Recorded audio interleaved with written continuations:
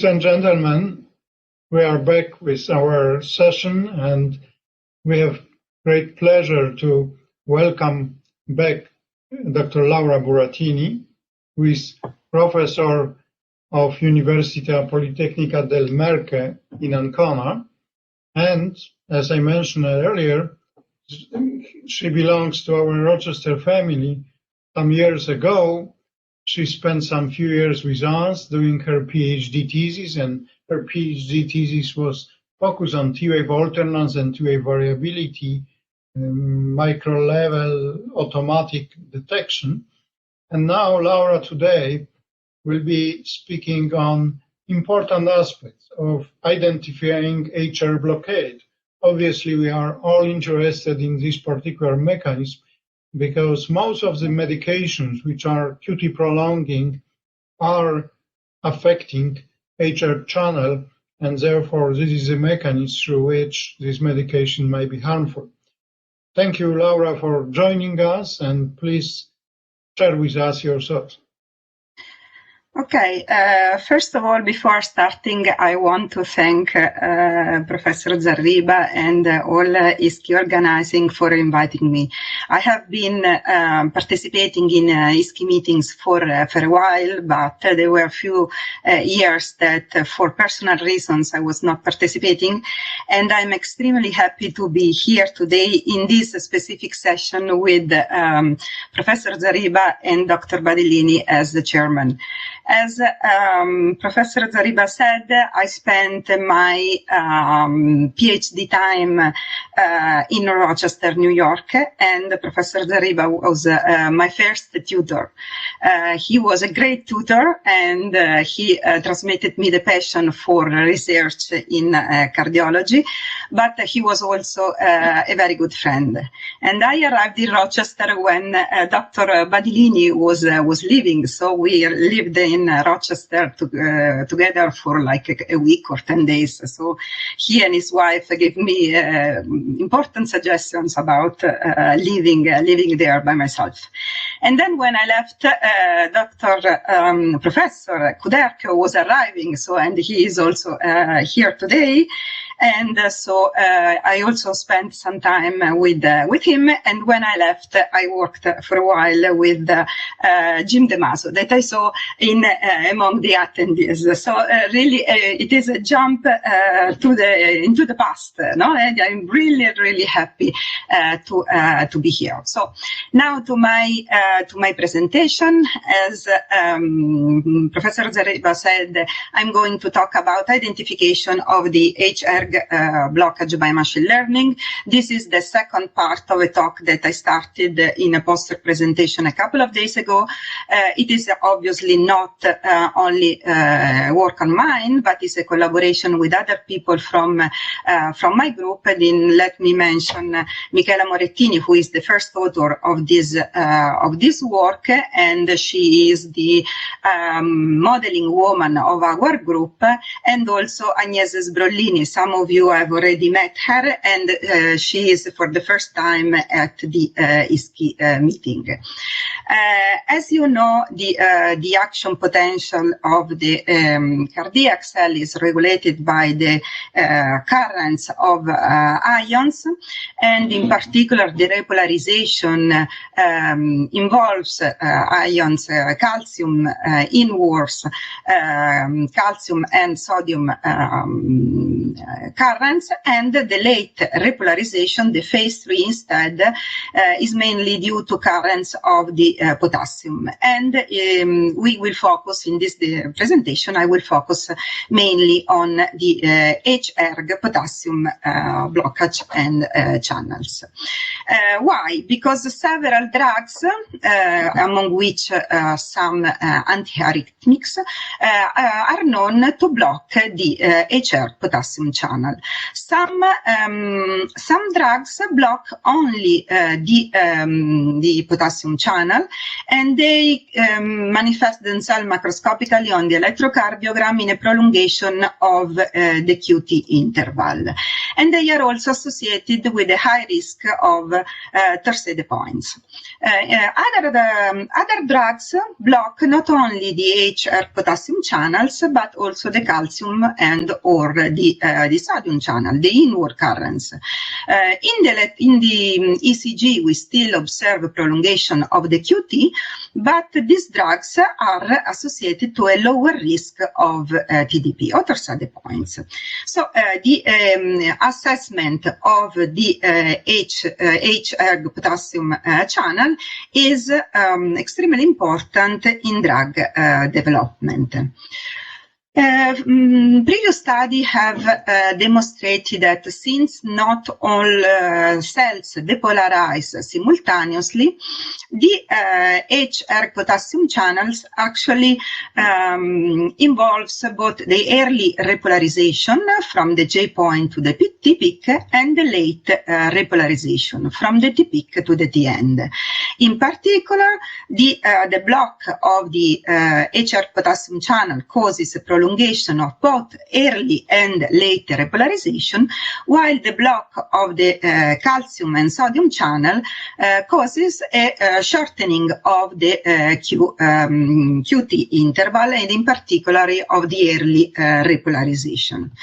Additionally, a few articles have previously demonstrated that the potassium concentration and block can be evaluated using, we need both. First of all, we need both some features that relate to the early repolarization and some features that relate to the late repolarization. And the literature has shown that for the early repolarization, we can use the hERG 30%, that is the early phase of repolarization duration, while an important parameter for studying the late repolarization is the ratio between the slope and the amplitude of the T wave, as we see here. So we took this these parameters in our evaluation from literature.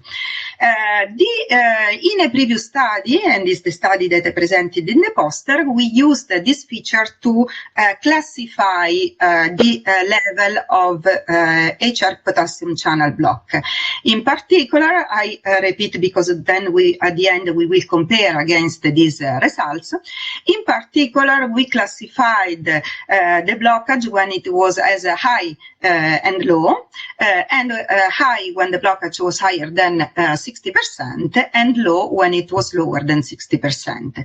And then we analyzed the cases relative to two drugs, dofetalide only, which is a pure hERG potassium channel blocker, and we got very high and very good results. And you can see here the results. But also when we add data relative to renolazine, which blocks both the hERG potassium channel and the sodium channel, we kept having good results. Not as good as before, but still good results. The work that I'm going to present here today is in this context, so it's still in the hERG potassium channel block, but it has a different scope, that is the one to predict, not classify, but predict the value of blockage, so the percentage of channel that are close. And we are doing this still with the machine learning approach, but with a regression model. We used 22 young healthy subjects who received in different days a dose 500 milligrams dose of dofetalide, which is, as I said, is a hERG potassium blocker. And in another day, they received a dose of ranolazine, and then we some electrocardiograms were taken at 15 time points that correspond to baseline, half an hour before the drug administration, and in 14 time points after the drug administration, after 1 hour, 1 hour and a half, until 24 hours after. And in the same time instant, the blood sample was drawn, and these blood samples were used to evaluate, to directly estimate, or better, to directly measure the percentage of block from the plasma. So the block, and this percentage clearly was used as a reference in our next evaluation. To evaluate the blockage, we use the Hill equation, that is a function of the concentration and this IC50 parameter that can be found in the literature for both drugs, dofetilide and ranolazine. As I said, the 10 second 12 lead ECG were taken, then they were converted into 3 orthogonal leads ECG, from which the median vector magnitude was derived. And from the vector magnitude, the early and the late features, early repolarization, late repolarization features were computed, and we did not use the direct measure of these features, but we used the differential feature. That means the difference from the value of this feature at each post-dose time minus the with respect to the pre-dose value. So we had overall 308 pairs of early repolarization and late repolarization features, and for each drug, that is 22 patients by the 14 differential features. And this is the multiple regression model that we used. It is an estimation of the percentage of the block non-invasively done through the ECG.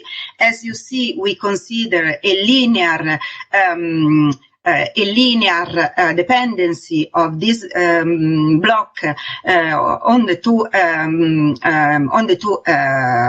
early repolarization and late repolarization, but then we also consider a nonlinear dependency, as we observed it with artificial neural network in the previous study, and then this constant that somehow represents the delay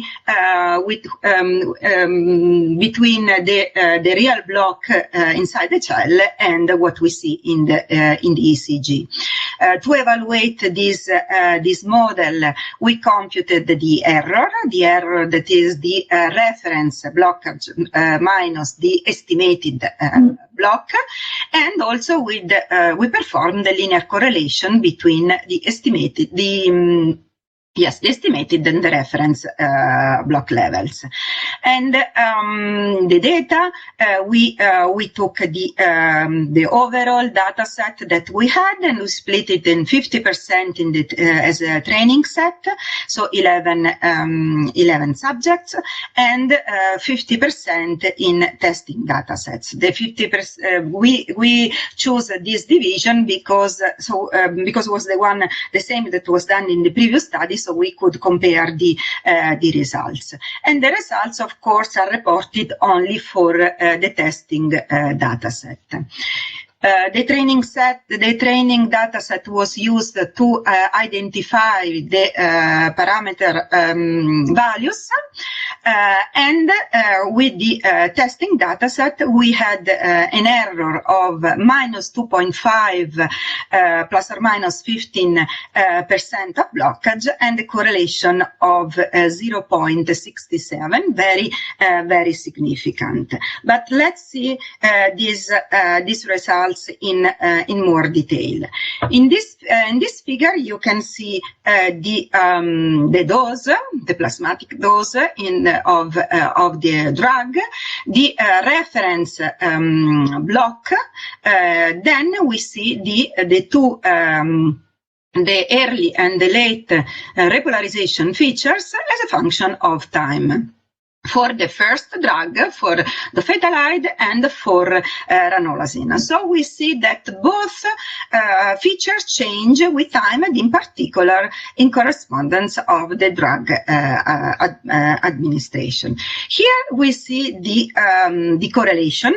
The correlation, as I said, is 0.67. Is not extremely high, but is extremely significant.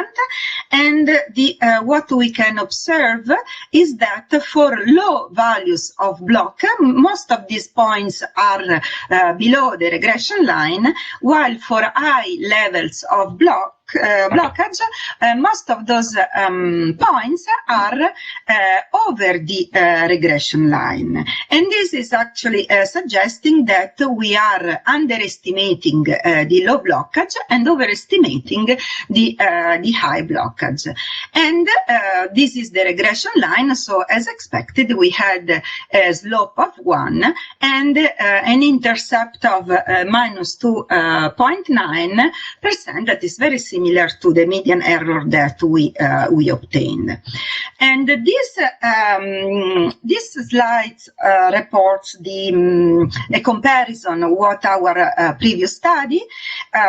This is the histogram of the reference block of the hERG potassium channel. First of all, we are far from having a uniform distribution from 0 to 100, and the red line indicates the 60%. That means the threshold that was used in our previous study to define what was the low blockage and for values below 60%, and the high blockage, that is what was over 60%. And we went to compute the error in these two groups, and we got that for low blockage we have an error of minus 9 as mean values. So again, we found that we are underestimating the low blockage, while for values over 60% we have an error of plus 8%. So we are overestimating the high blockage, and that probably is the reason for which we classify so well the in high and low levels of block. Now, this study obviously has some limitation. First of all, the reference, the formula that we used for the reference values of the study was proposed for in vitro studies and not for in vivo. So there could be some differences, but we needed a reference. We had a limited number of subjects and a limited number of drugs. We are going after the poster presentation a few days ago. A few colleagues proposed some larger database, so we are going to increase both subjects and drugs.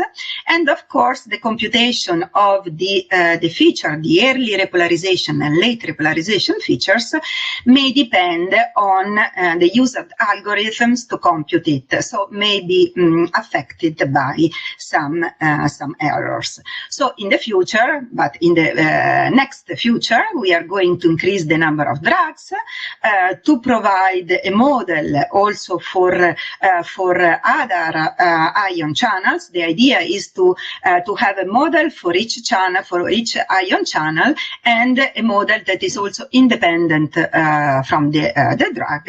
And another idea, if we can have a bigger data set, is to use the ECG directly instead of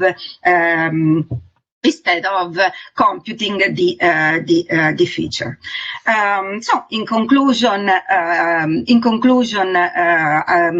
the machine learning approaches can be used to both classify and predict the value of the hERG potassium channel, even though some further evaluation are needed. Now, let me conclude this talk with the picture of my university. Probably most of you do not know Università Politecnica delle Marche and Ancona. Ancona is because Ancona is not among the biggest cities in Italy, is a city in the east coast of Middle Italy. It is on the sea. It is in a very beautiful landscape, and there as Professor Zeriba said, I manage I'm associate professor of biomedical engineering. I manage the master course of biomedical engineering, and we have the great honor there to have Professor Swen with us. So in this room today, there is my past, my present, and possibly the people that will be in my future. So I feel like I have no escape. So many thanks again to the ISCI organizer for inviting me, for giving me the possibility to be part of this event this year. Thank you, and to you, of course, to follow and to listen to this talk. Thank you, Laura, very much. It's a great summary. As we mentioned at the beginning, drug-induced QT prolongation is on the radar of many drug developers and FDA. And as you showed, a few slides from Johansen work, who used to work with Jean-Philippe, now is working at FDA. This is really very interesting field, how we could eventually identify some mechanism of drug-induced prolongation. There are already some questions in our Q&A, so let me present to you the first question by Jeffrey Mitchell, who asked regarding you present a linear regression model, but this problem might be better model with a tree-based model. Have you considered that approach? Not yet. This model was first tested, first developed on one single drug, and then it was proposed, tested also when we added the second drug. Doing the classification, we observed that there were some non-linearities. So the addition of the non-linear part in the model have added precision to the model, and as well as we tried also with the linear models and with only the second part of repolarization, so the late repolarization, but the results were not as good as considering also non-linear combinations, the product in the model of the two features, and as considering the both early and late repolarization. As for the drugs, we are constructing little by little the model.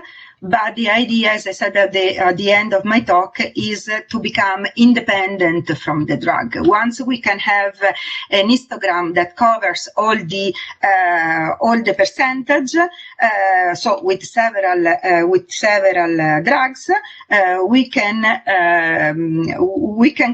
claim that we did it. And yes, this model is independent from the fact that the drug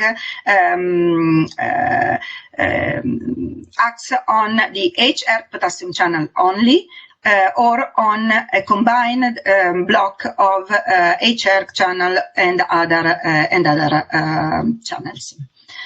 Because that was actually the scope of using both ranolazine and dofetalide.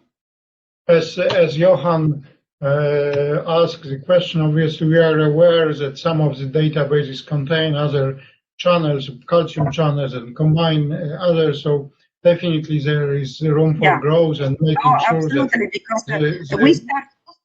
we started the approach with the potassium channel, but the idea is to have a model for each channel, and let's say the main goal is similar to that one proposed by another professor in this at the ISCI, in which we want to establish the risk of torsade points of the drug, so have a combined evaluation. So we go channel by channel, if you want, and do not have an overall estimation. Laura, I have another question to you about early versus, let's call it, late repolarization. Yes. You indicated that you analyzed both components. Yes. And do you have feeling or data regarding which of these two components was really more useful in differentiating?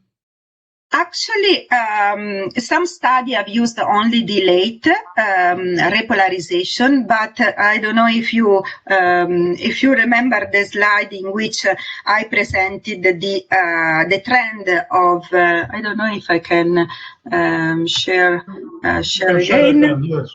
Let me share again for a second.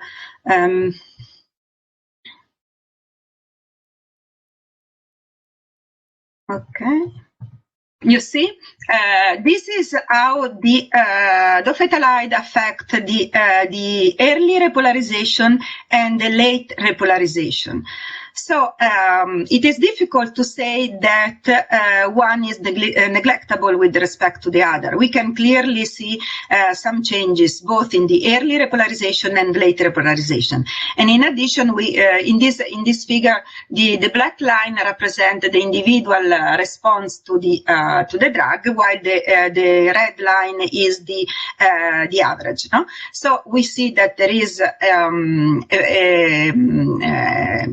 variability among subjects, but on average we have a significant variation in both early repolarization and late repolarization. It is a little bit less evident here for ranolazine. Why? Because ranolazine block both potassium and sodium. So potassium makes the first part of the early repolarization longer, and the sodium makes it, the block of the sodium make the early repolarization shorter. So somehow here they compensate more than here, in which we have only hERG potassium channel block.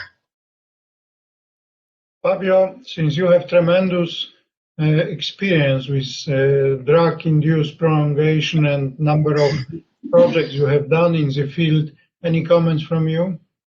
Well, thank you, Wojciech.